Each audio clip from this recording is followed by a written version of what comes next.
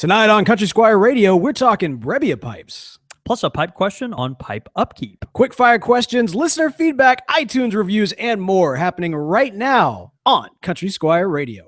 Welcome to Country Squire Radio. I'm Bo. And I'm John David. JD. Hey, Bo. Good evening, dude. Man, good evening to you, sir. How you doing tonight? You know, I'm good. I decked the halls today. Don't you like our Christmas lights? Yeah. The live show, I think, I tried as hard as I could to figure out a good angle, and unfortunately, they can't see it. Yeah, it's just not, it's not our mobile Squire studio is not super conducive to showing off the lights. But we've got some lights, some nice poinsettias, and look at that! I didn't even notice the poinsettias. Yeah, we're ready for the season, man. Poinsettia, it is beautiful about poinsettias that they only kind of bloom around this time of year, and just what a great thing is that is true, right? Actually, I'm not sure. I don't know if it's just kind of a forced thing, if we just kind of hold them back until Christmas time because they're so beautiful, or I don't know, but yeah, man, it's we got the halls decked, and it's nice. I will say, I thought probably some of the worst things I've thought in a while today, as I was trying to unravel strings of Christmas lights. Right. Yeah, it was pretty bad, actually. Yeah. Well, I did want to ask you. It was pretty bad. How like are these all from years past, or did you have to replenish? That's right. No, these lights have been here for probably decades. And for the most part, they're doing pretty good. It's amazing. They're okay. Yeah, there's a couple I had to rig up a little bit. We a couple of the strings, it was one of those deals where, I had to move some light bulbs around in order for the whole string to light. Right. On one, it's multicolored and only the green lights work, but at least it's green lights and not like blue lights. That's true. Orange lights or anything like that. So, but yeah, man, it's good. We're ready to go. I'm telling you, man, it's definitely the holiday season. Christmas is right around the corner. I don't know about you, man, but I'm stoked. I'm excited, not just because of all the wonderful holiday festivities that I'll be enjoying with my family, but also because of the holiday festivities I'm looking forward to in the Pipe family. That's right. Now, we got the a big Christmas party coming up. Yep, at the Country Squire. That's right. That's December 15th. Actually, it's a Thursday night, and should be good. We're going to have a bunch of food and strong drink and all that kind of stuff. Generally, it's just another excuse to get together and smoke pipes into the wee hours of the night. So anyway, we're excited about that. It's so much fun. I remember it from last year. I remember drinking a little bit too much and walking away with purchases that I still haven't actually used. It's a great business ploy. I'm okay with that. Yeah, all that sounds great. Yeah.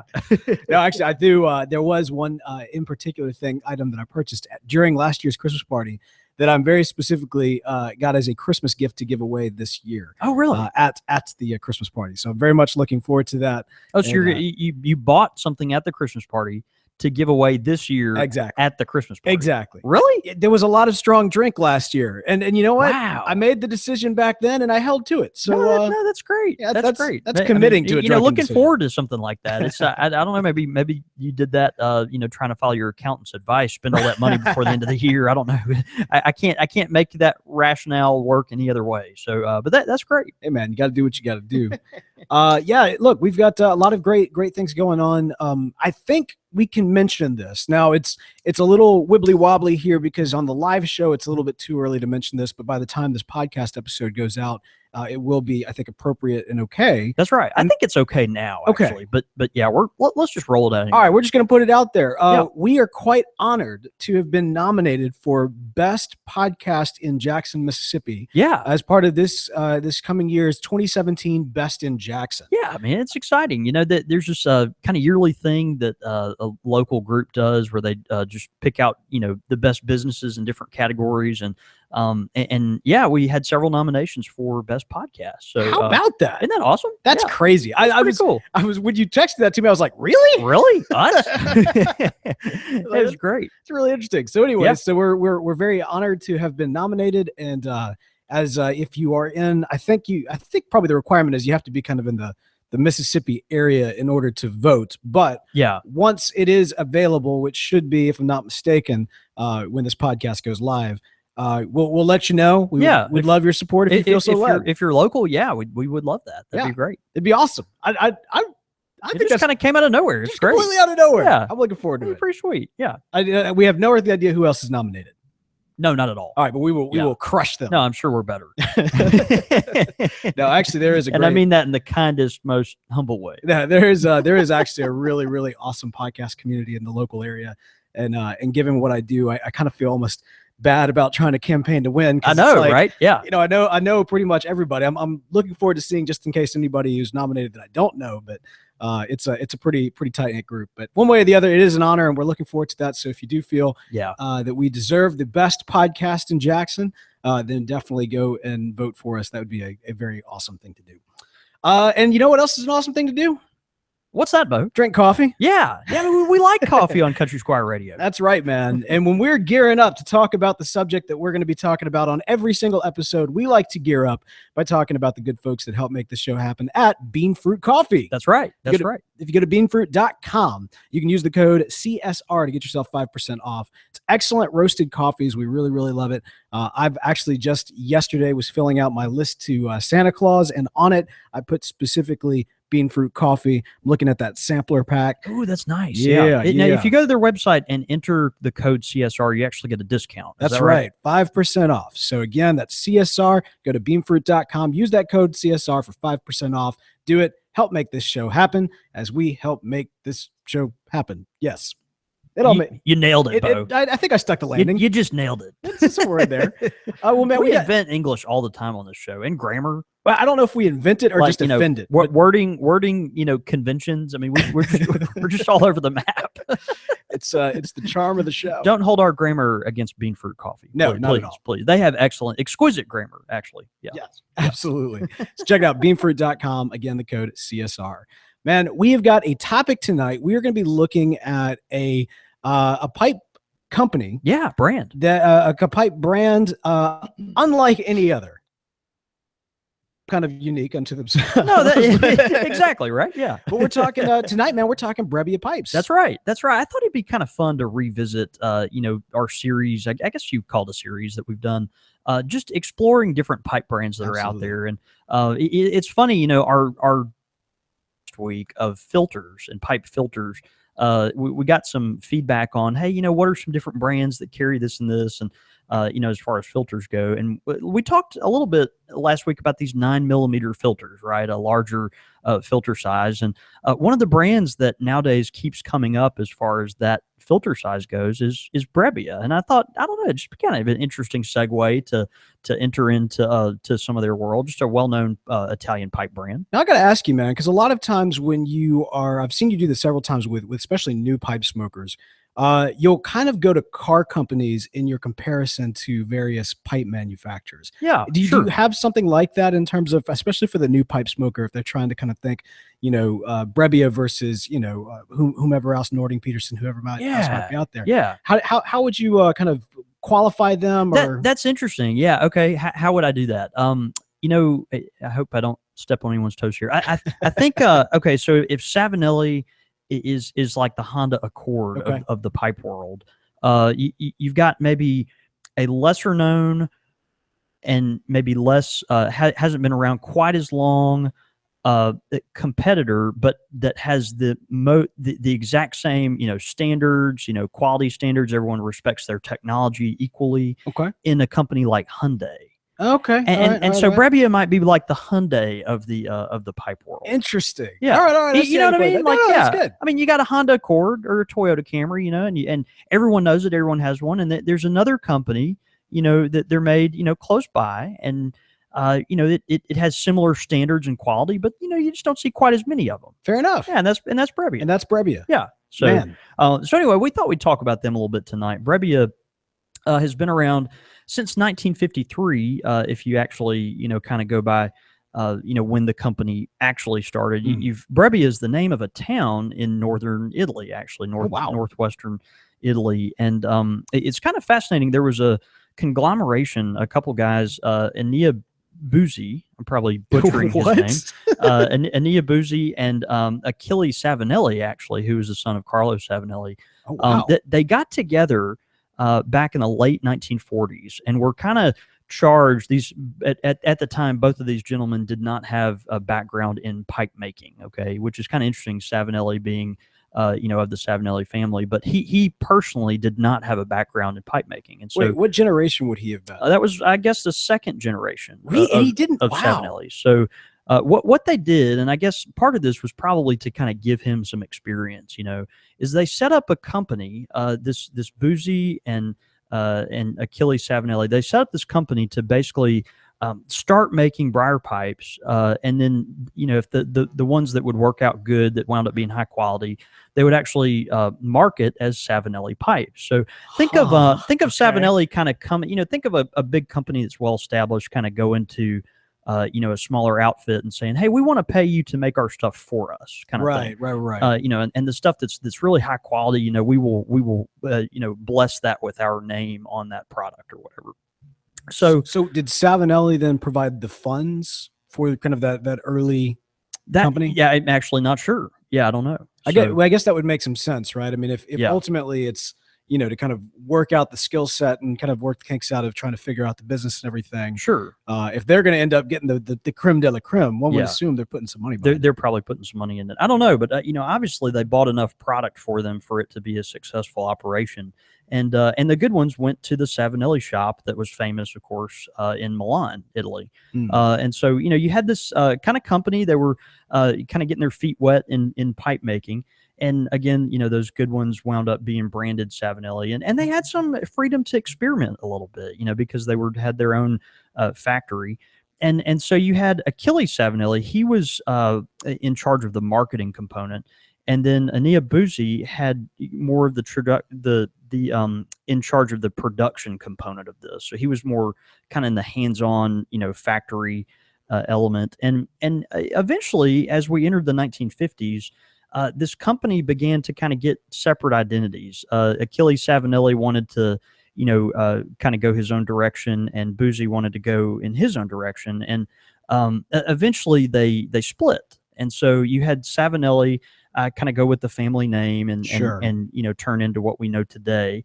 And then Buzzi split. The production at the time where they were making these pipes that were branded Savinelli, it was in the town of Northwest Italy called Brebbia. And so he named it after that town.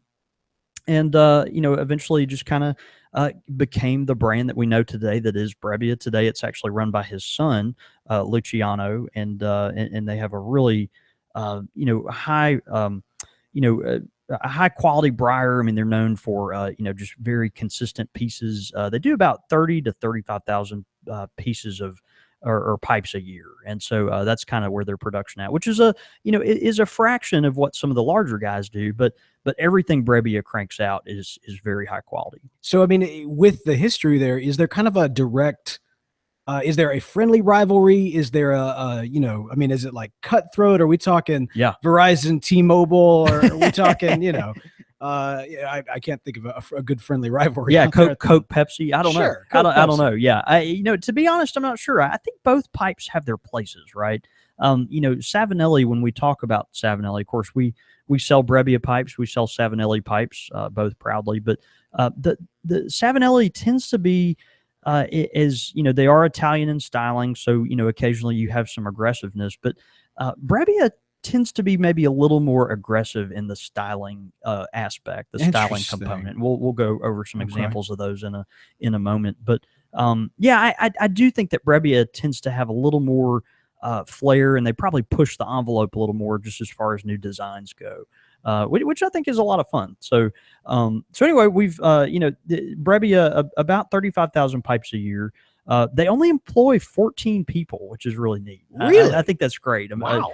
Production cranking out that many pipes, and it's just kind of a small outfit that it has established just a very well-known product that they can be proud of. So 60 years for 60 years they've used basically lathes and machines to make these pipes, but then they are all hand finished. So you've got a kind of a hybrid process where the pipe is generally roughed out. They've got over 100 different shapes that they do, and then each shape, once it's kind of in the last stages, is hand finished. So that's incredible. You can take confidence that someone's a human's eyes and hands have been all over a pipe inspecting it to make sure that it's up to snuff. When you're paying for the shipping and handling, the handling has been done. There actually has been handling, right? I know there's actually handling that you pay for. Yeah.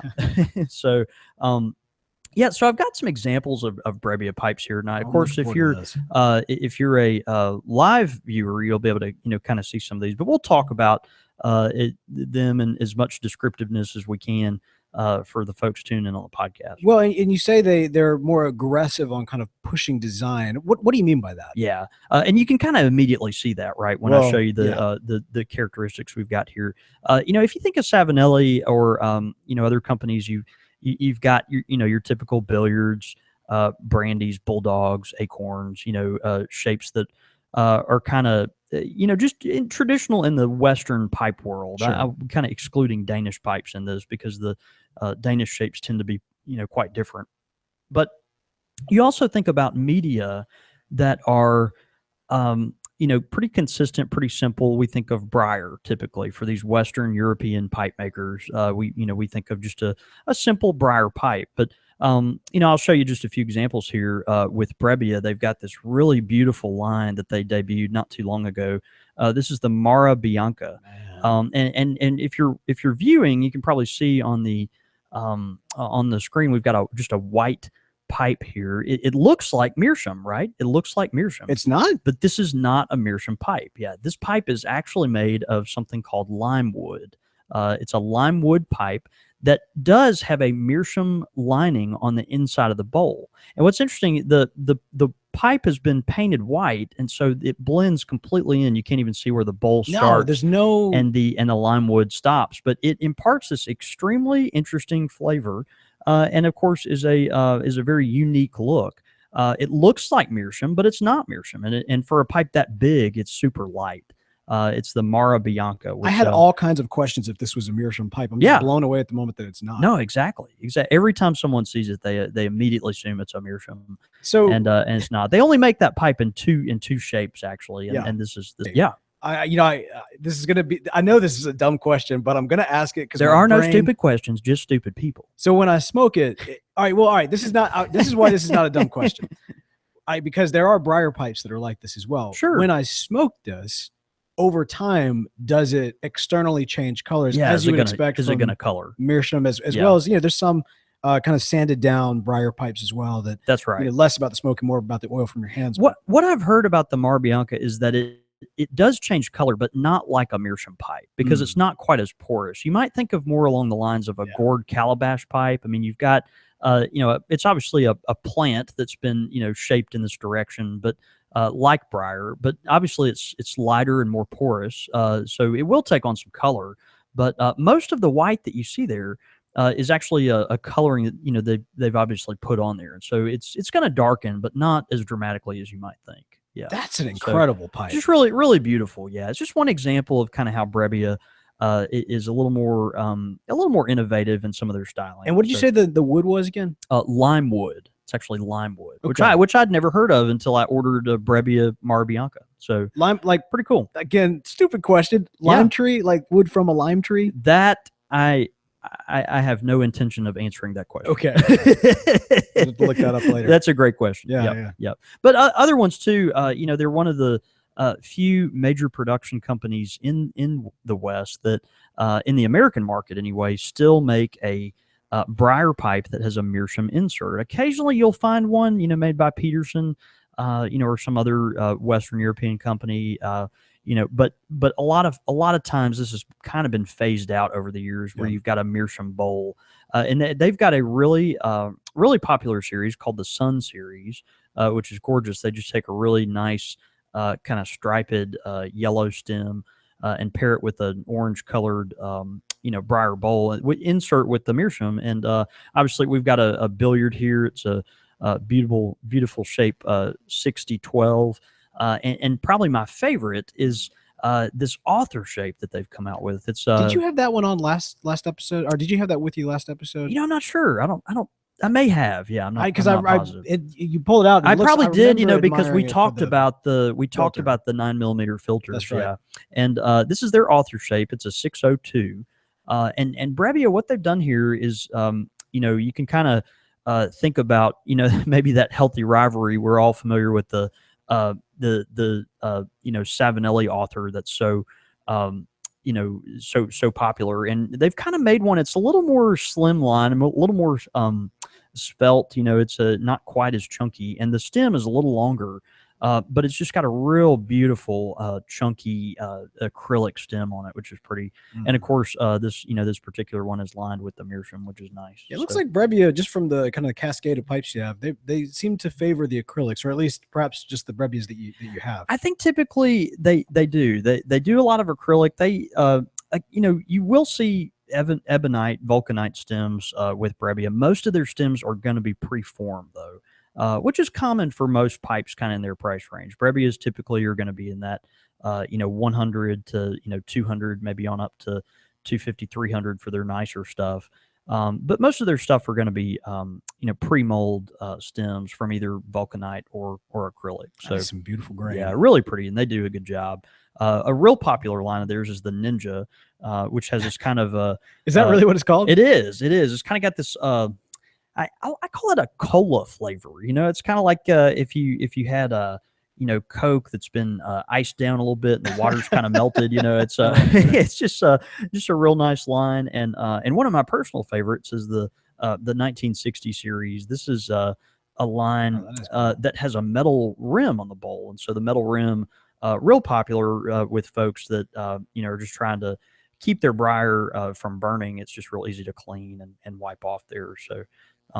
Another trademark from Brebbia is their calabash pipe. Brebbia has always made a very affordable all briar calabash, and so if you're listening, just imagine a deep calabash shaped pipe. It's one of those that's got just a real classic look, super deep bend. It's in the shape of what you might think a gourd calabash being, but it's all briar, and they make that in a few lines. The most popular we've seen are their kind of lighter blast, and then this beautiful plum color that just has a real nice typical Italian rustication on it. That particular one has the it's the military. Yeah, I think this is kind of a faux military bit. Yeah, because it looks like it does, but yeah, it doesn't. The way aren't you proud of me for knowing what? No, it looks but like? I know you actually caught it. Yeah, absolutely. So. But all these, what's nice, almost all these are going to, in Brebbia style now, have the option of a 9mm filter. What's good about Brebbia is they come with the adapter. So if it's something you don't want to use, you can just pop this adapter in, and it just serves as kind of a traditional bowl pipe. But Brebbia sends a ton of stuff to Northern Europe. Which is, obviously we think of Germany's pipe market there, Germany being, I guess, the most populous country in Europe. And they've got just a huge market there for 9mm pipes. It's really, really popular. And so tons of their stuff goes to that part of the world. And so they've really catered to that, kind of along the lines that the folks at Vowen have done. We have a lot of Vowen pipes that are that same way. But anyway, Brebbia makes just a really attractive series. They another pipe that we don't have in stock right now, but that they are very known to make is the Umpal pipe. They make a really beautiful Umpal shaped pipe with a cap on it that is actually attached to the pipe by a little metal chain. Oh wow! So, just really nice. It's a kind of a nice touch. And folks, I've seen that. Have you seen that before? Yeah. It's got just a really nice little wooden cap that goes on top and is connected with a chain. But you see those everywhere. Every time I go to a show and someone's got a set of Brebbias, they've always got one of those Umpal pipes. That's interesting. Okay. But it's a great company. It's something that, the Squire has carried for a very long time. And, obviously we believe in what they do, and, try to have a nice selection of them, year round when we can. So I definitely believe in Brebbia. It's one of those companies that, I think in the American market, you're just not going to see as prolifically as a Savinelli that, cranks out 200,000 pipes a year kind of thing. But it's one of those companies that they're always so consistent. The pieces are beautiful. They, again, are maybe a little style forward on some things. And you love just how they are, willing to take a gamble using something like lime wood to make a pipe that obviously has turned out very beautiful. It's so beautiful. Yeah, just really, really nice. So yeah, actually, right now, Jake Veliz Veilz, Jake V, and on Twitter. You got to do what you got to do. Jake V on Twitter. He says, actually, this is his first night tuning in live. So how's it going, Jake? Thanks so much for tuning in. He asked the question of the ones that you've got laid out here. Which one is our favorite?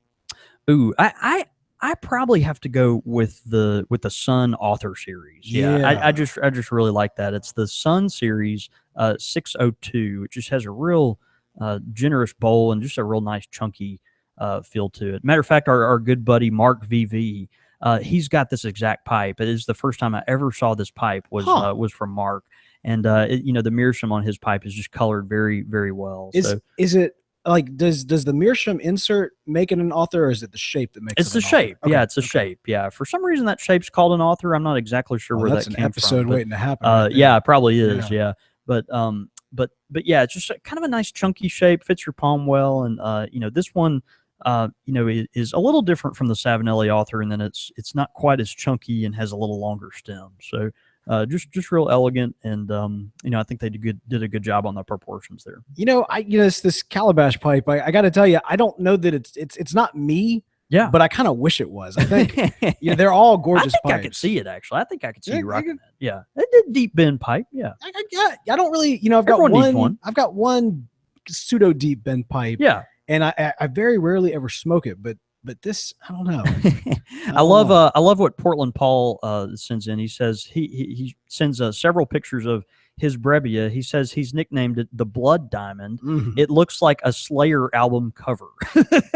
So, man, that's pretty wicked. I can certainly see why you'd like to call it that. Yeah, very cool. That's fantastic.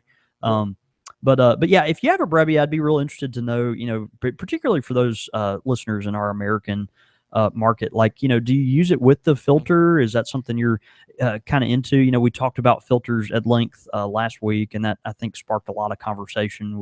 I've even had several folks call the shop and ask this and this about filters. So, anyway, yeah, I'd be interested to know kind of what your take is, particularly on the 9mm filter. That's kind of fun for pipe smokers to think about. It's very cool. I want to draw attention to one thing, which is the logo, the Brebbia logo, that diamond. Yeah.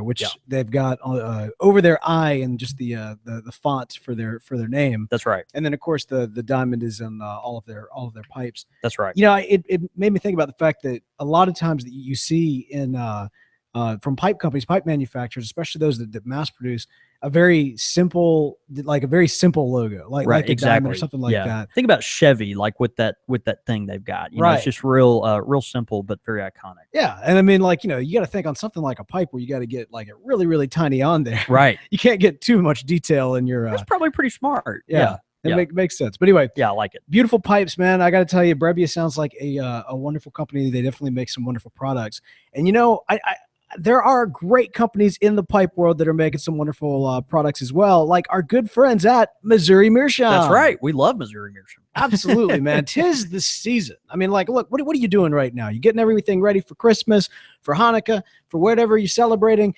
And what? We're all buying each other presents. That's right. We're buying ourselves presents. We're buying. We are? Are we? I am. Are we going to do like a gift exchange on the show? No. Oh, we are totally doing a gift exchange on the show. Oh man, that's happening. Oh, the gauntlet's been thrown down. I don't know how I feel about this. No, man, that's got to happen. But here's the thing, you with your pipe club or your friends, your family, whomever it is, you've got stockings to stuff, and what better way to stock those stuffings than doing so with a Missouri Meerschaum pipe? Stock those stuffings. Stock the. You want to stock the stuffings with a Missouri Meerschaum pipe. There is no stuffing complete without a Missouri Meerschaum pipe. And obviously, we love the folks at Missouri Meerschaum. We talk about them every week. And if you think you know what a corncob pipe looks like, I challenge you to check out their inventory and just the really awesome designs that they've come out with. Our friend Phil and the folks at Missouri Meerschaum, they've been really innovative, and they've also been kind of interestingly, they've gone back to a lot of the old designs that maybe were retired years ago and brought some of them back, and had a lot of fun with stuff from the old Missouri Meerschaum catalogs. And so I'd really encourage you, if you think you know what a corncob pipe looks like, go check out the stuff that Missouri Meerschaum has. We're very proud to sell them and support them, and we appreciate them supporting our show. Absolutely. All right. We've got a pipe question this week that comes in from a listener of this podcast. I would hope so. Yeah. I don't think it was a missed call situation. It's a listener of another podcast. Yeah. Asking another pipe question of the week. Why does this question have to do with literature? I don't know. This is good morning, Bo and John David. I had a pipe question of the week for you. I was wondering how you recommend doing a periodic pipe cleaning other than just with pipe cleaners. Would you recommend using products such as pipe sweetener or Briar pipe wipe, or just something as simple as dipping a pipe cleaner in bourbon or grain alcohol to do the job? Also, how do you recommend maintaining the cake level? Well, that might be another question for another time. So I'll tell you what, we'll take that first question that comes in from Parker Brunson, who says, "Thank you guys for doing what you do, for all that you do for pipe smokers around the world. The show is a big part of my week, and I've learned so much. God bless." Again, that's from Parker Brunson. Dude, Parker, thanks so much for writing in. Great to hear from you too, brother.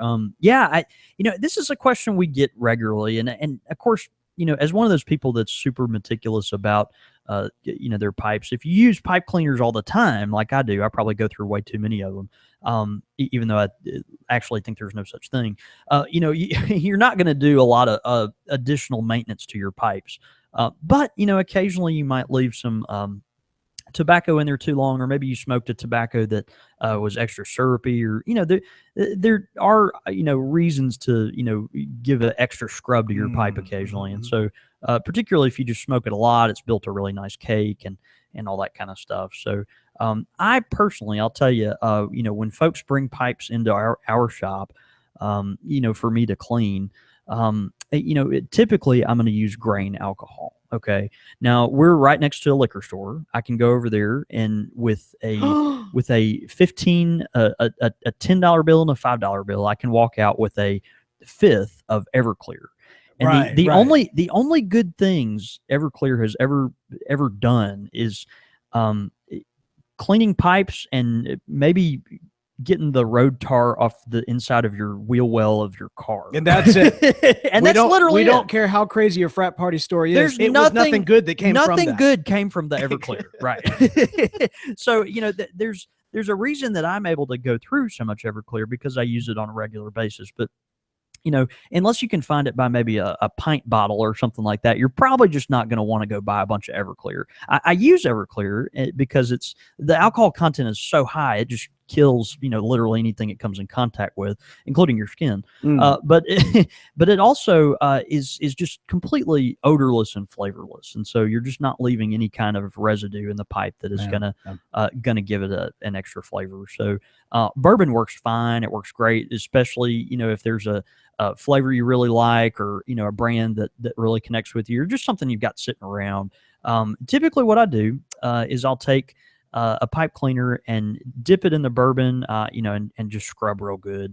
What you might want to do, just so you don't get your bourbon nasty, as it were, is to just put a little bit in a separate bowl or a cup, and then use that to kind of dip your pipe cleaners in as you're scrubbing your pipe out. If you get a little if you're very careful, you can kind of dump some of the bourbon into the bowl of the pipe itself, like actually pour the bourbon in the bowl. Okay. And kind of swish it around a little bit. And then a lot of times I'll let it run out the shank of the pipe. So like a tea kettle. Yeah. So you kind of put it in the top of the bowl, let it swish around, then kind of run out the shank, and then use that just all the moisture that's left in there as a good basis to kind of scrub your pipe real good. So I think that's an excellent idea.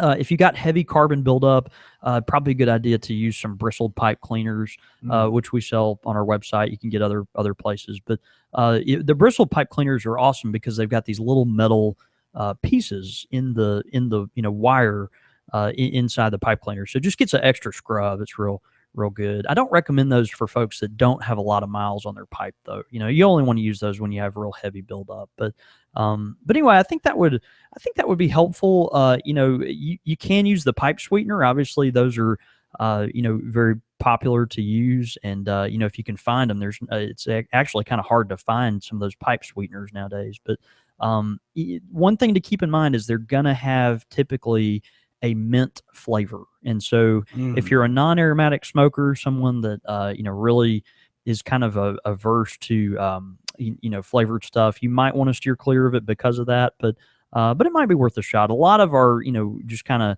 everyday smokers, though, that do enjoy aromatic tobaccos, they're not going to have any problem, scrubbing their pipe out with just a little mint flavor. So, and typically that stuff works pretty good. So, just some options for you.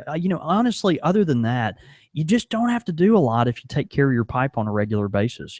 So if there is that periodic pipe cleaning, other than just with pipe cleaners, I would just kind of scrub a little bit, and I think you'll be good to go. I want to mention, that's a great question from Parker. Yeah, thank you, Parker. The reason why he was, he wanted to know and kind of got very, very specific on some of these questions is he says that he wants to keep his pipes in tip-top shape for the long run so that he can pass them on to his kids one day. Isn't that awesome? So, yeah, that's really, really neat. Yep. Really, really great stuff. So thanks so much, Parker, for that pipe question. And hey, if you've got a pipe question of the week, send it in, csr@podastery.com. All right, quick fire questions. Ow! All right, so quick fire questions come in from B. Fasty on the thispipelife.com forums. We'll talk more about thispipelife.com in just a minute here, but first, we've got a good bunch of these. These are actually going to cover us for this episode and next episode. Okay, sweet. I had to take a few of them out because he wants us to go like pipe companies versus each other, and we know some of these people. You know what I mean? And we want all of them to like us. Let's just be honest about it. We like all of them. We like all of them. Of course, it's kind of one of those things where, but I was funny as I was kind of combing through and reflecting on it. I was like, we would have done this like no problem in like the early days of the show. But now it's like, we've made a lot of friends. Yeah, now, we know these people now. It feels awkward doing that. Totally shameless. Yeah. But all right. But that being said, he did have quite a few. Yeah, these are good. These are good questions. Pistol or shotgun? Specifically, home defense. For home defense, yeah. I love the who's got the skit that talks about that. I think it's Bill Burr, actually. And if you're a God-fearing person that is easily offended, don't watch anything by Bill Burr. Don't watch anything. But he's got a great skit that he talks about, using a shotgun for home defense. And he's like, it's just a terrible option for home defense because not only are you're having to, try to harm this individual getting in your house, but you also have to do drywall work afterwards, So I think maybe he's got an option, if you think about a bunch of little shotgun BBs hitting the drywall, you're gonna have a lot of sheetrock work. So, so anyway, I'm going to go with pistol. A revolver is my thing of choice, but do what you're comfortable with. I wouldn't go with shotgun because it makes the yes, I like that. Yeah. And really that's the most intimidating part. Because that's the thing. Ideally you want to scare somebody, not have to actually. So you don't even have to use it. That's right. Right. That's right. So I like the I'm all about the Yeah, I'm for that. All right. So next up we got beer versus hard cider, specifically in terms of like a daily drink. A daily drink, yeah. I still have to go with beer. I think hard cider kind of has a lightness to it that someone might like if they drink every day, something like that. But I got to go with beer. It is that time of year right now for hard cider. You know what I mean? Yeah, no, you're right. It is. Yeah. If you're talking year round, then I mean between the two, I'm gonna have to go beer. But I've been enjoying the cider a little bit lately, especially the hot cider. Oh, hot cider. Yeah. But I think he's probably talking about, cold, if we're talking about, I don't know. Hornsby's and whatnot. I would think so. Yeah. Yeah. Well, I mean, woodchuck. It's cider, but like we spike it a little bit, get a little kick. But yeah, so I'll go beer as well. Have you had your first cup of eggnog yet this Not Christmas yet. season? No, I'm saving that for week after next. Man, I had a nice tall glass of eggnog with some Knob Creek the other night. And let me just say, like it was just top shelf. I mean, man, that sounds amazing. And it doesn't even have to be very good eggnog. Just get you some eggnog mix and the right proportion of whiskey, and man, you just in the Christmas spirit. So for the sake of cross promotion, I'll make mention of this on another podcast that I do called Flash TV Talk. Yeah, CW's Flash. Every single year, this will be the third time that we do it. We do a special Christmas episode called Grandma Esther's Eggnog Induced Christmas Call-In Extravaganza, which is where we have listeners of the show call in, and we basically, me and my co-host sit there, we drink eggnog for about an hour and a half straight. And by the time of it, we are we are enjoying the airwaves. Yeah, I'll just say it like all kinds of fun content that comes from it. Yeah, and so we open it wide up so anybody can call in, and we talk literally about anything that they want to talk about, and it is a blast. So I've been specifically saving my nog for that night coming up in 2 weeks, live at mixler.com/podastery. That's Follow great. flashttvtalk.com if you're interested for that. And then finally for tonight's quick fire questions, we've got, in terms of the Gospels, Luke versus John. I'm a John guy. I like it's funny to hear me say that. Just read into that what you will. Sure. But yeah. Sure. I'm a Book of John guy. How about that? There you go. I like I don't know. It's easily accessible. It's got a lot of fun imagery. He makes it and writes it, I think, from the standpoint of really making it digestible to folks that are not necessarily familiar with the background of the religious constructs at the time. So I gotta go with the Gospel of John. Yeah, me as well. Yeah. We did we met over a study of John, actually. Is that what we were studying? I think so. We studied for no, you're right. 12 years. No, we studied. Yeah, no, it was a solid 2.5 years that Bible study. We Bo and I, if for those of you who hadn't caught up on back episodes, we met in a Bible study several years ago, and I think that study of the Gospel of John actually took a solid 2.5 years. Yeah. That was a long study, but it shouldn't. That's more on us and less on the book. No, it was. We, sometimes you get sidetracked. You get a group of really good friends together, and you start reading, and sometimes you get off into tangents. Everybody who's been part of a men's Bible study knows that's like, we're just gonna hang out and drink beer. Right. I mean, we're gonna get there. We're gonna get. No, it's the point is in the process. Right. It's a lot like pipe smoking, right? That's good observation. That's good. You like that? Yeah, I like that a lot. That's very good. All right, man. Great quick fire questions. Again, those came in from B Fasty. That's with a PH, by the way, on thispipelife.com.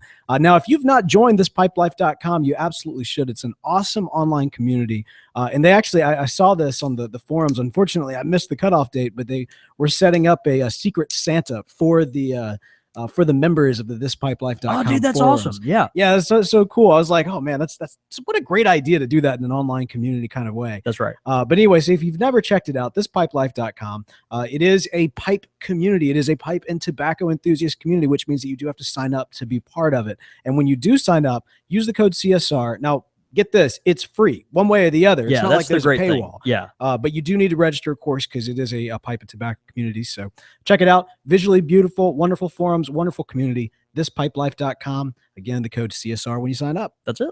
All right, man. We got some great listener feedback tonight. Yeah, loving this. Okay, this is one of those last names I already know I'm going to butcher. we just have trouble. I think people quickly realize that we're just a couple of idiots from the deep south. All right, here we go.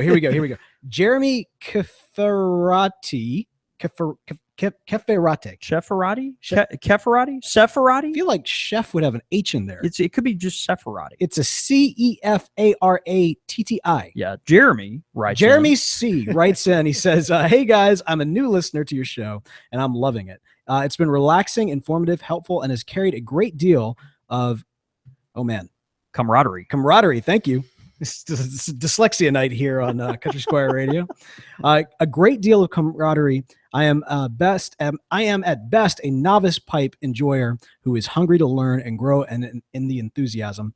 Can you recommend a book or some reading material to give a deep dive into tobacco, pipes, techniques, and the rest of the joys of smoking? Ooh. Again, that's from Jeremy C. Ooh, yeah. I would. If you can get your hands, Jeremy, on a copy of this book, golly, if you lived in Jackson, Mississippi, I'd tell you to come down to the Country Squire and read it in person. It is called The Art.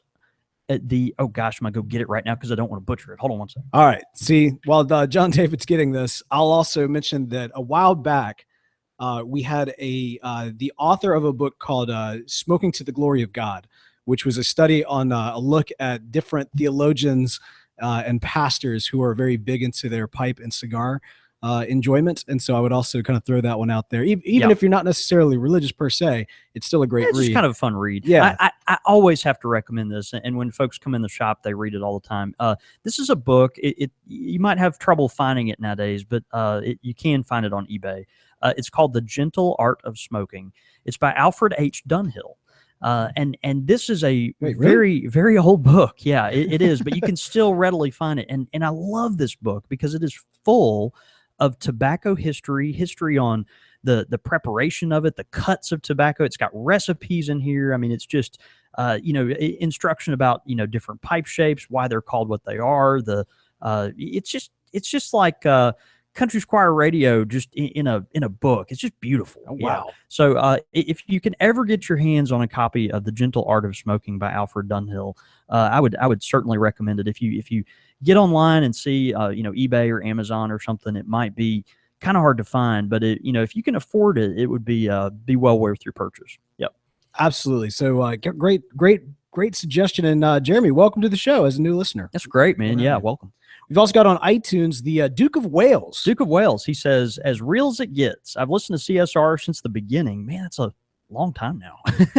And continue to look forward to listening every week. Bo and John David make quite the duo in not only promoting the pipe smoking hobby, but make it extra fun with a big dose of originality, variety, education, and a good bit of humor, all the while staying true to themselves. Additionally, even stopping by as a weary traveler, the Country Squire feels like home. A visit is very much worth the time. Happy smokes from Lewis. Man, Lewis, a.k.a. Duke of Wales. That's great, man. Thank you so much for writing in. We're so glad you got to swing by the shop, too. Who is the current Duke of Wales? Does Wales have a Duke? There's a Prince of Wales. There's a Prince of Wales. I don't know, and that is Charles Windsor. Does he know Lewis?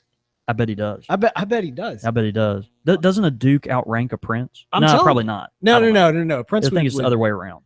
Typically, the prince is also a duke. No, a duke. Got this. Duke is a younger sibling of the reigning prince. So technically, a prince would outrank a duke in the pathway of. I'm just saying, Prince Charles. Lewis is gunning for you. He's got you, buddy. Watch your back. Great listener feedback, guys. We love getting your emails, your comments on Facebook, your tweets in. So wonderful to hear from you guys.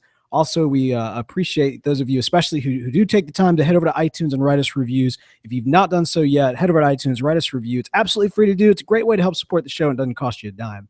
We've also got some great tweets in tonight as well. Yeah, some good tweets. Portland Paul says a lot of Ukrainian pearwood pipes use the 9mm filters as well.